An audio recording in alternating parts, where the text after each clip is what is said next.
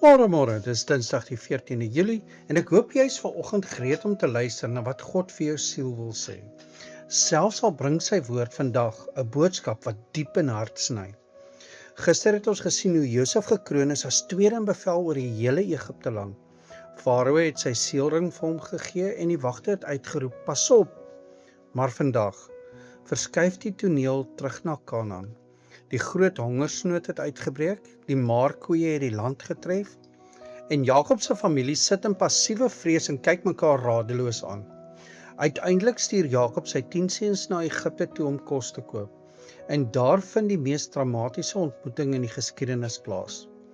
Nou vandag lees ons saam uit Genesis 42 vanaf vers 1 tot 17 en ek wil jou aanmoedig om dit te gaan lees later vandag of vanaand. Die titel van ons dagstukkie is Die harde stem van genade. Dink gou hieraan. Wat doen jy wanneer God se hand swaar op jou lewe lê? Wanneer omstandighede druk of wanneer sy woord jou oortuig van sonde? Raak jy dalk kwaad of opstandig?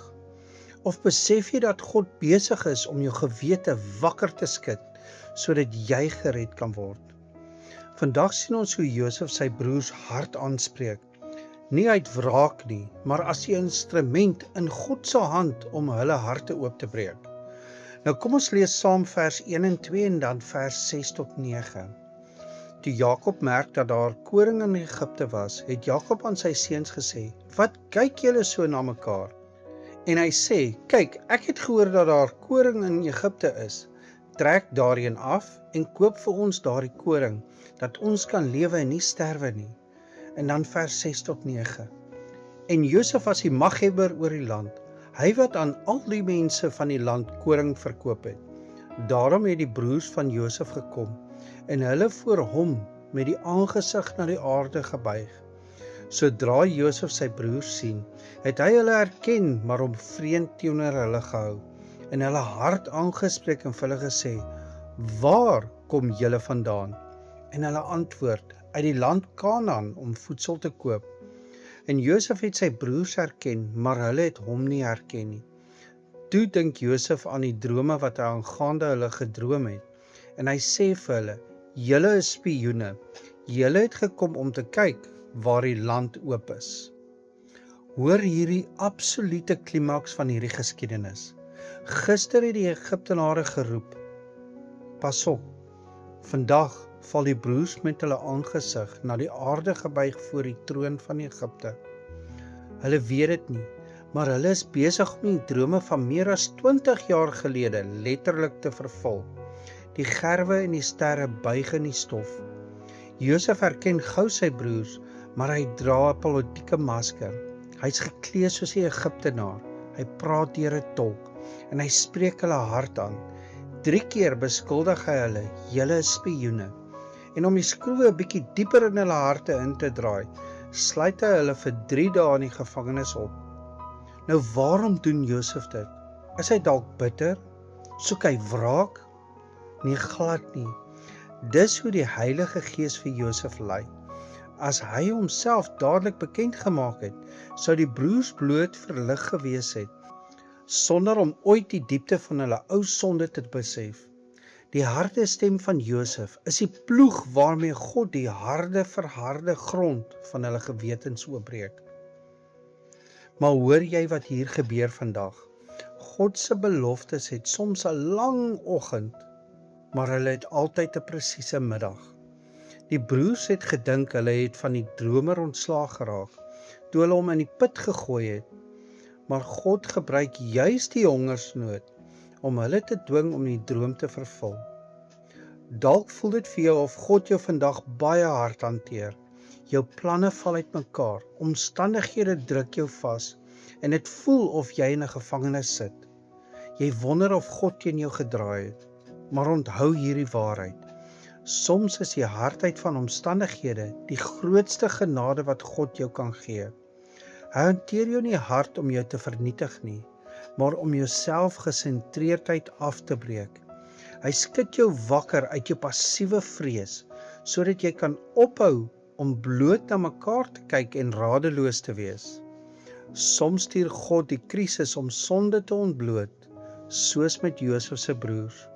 Soms stuur hy dit om geloof soos goud te verfyn, soos met Job. Maar altyd is sy doel dat ons knieë voor hom alleen buig. Die oortuiging van die gewete is die begin van ware redding. En hierdie geskiedenis is 'n spieël.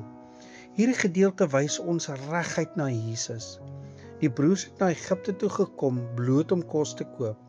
Hulle het gesoek na 'n tydelike verskaffer van uitkoms. Hulle het nie besef dat die man voor wie hulle buig, hulle eie broer en hulle redder sal wees nie.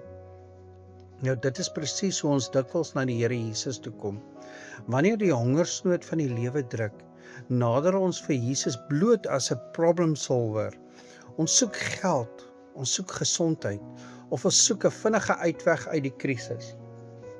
Ons sien hom nie as die een heilige God vir wie ons moet buig nie. En daarom moet Jesus ons dikwels met die hardheid van sy wet konfronteer. Die woord van God kom sny soos 'n tweesnydende swaard deur ons eie geregtigheid.